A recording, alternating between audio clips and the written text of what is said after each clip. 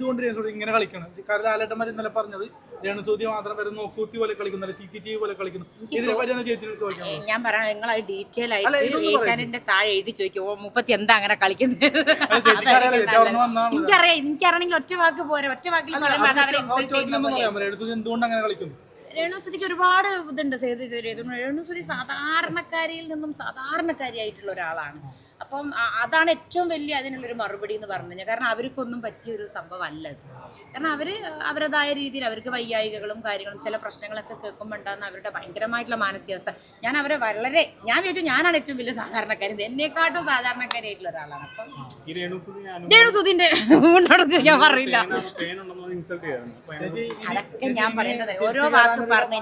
ഞാനൊരു കാര്യം ചെയ്തിട്ടെ ഇങ്ങനെ ഇതേപോലെ ഗെയിം ചെയ്യുകയാണെങ്കിൽ, അല്ലാണ്ട് അവരെൻ്റെ അടുത്ത് ചോദിച്ചായിരുന്നു നിങ്ങൾക്ക് ഗെയിം മാറ്റി അങ്ങനെ ചെയ്യാന്നുള്ളത്. കട്ട് ചെയ്ത് പറഞ്ഞ അതാണ്. ഇല്ല ഇത് മറ്റേ ഇത് അതിന്റെ ചോദ്യചിഹ്നം ഇതിന്റെ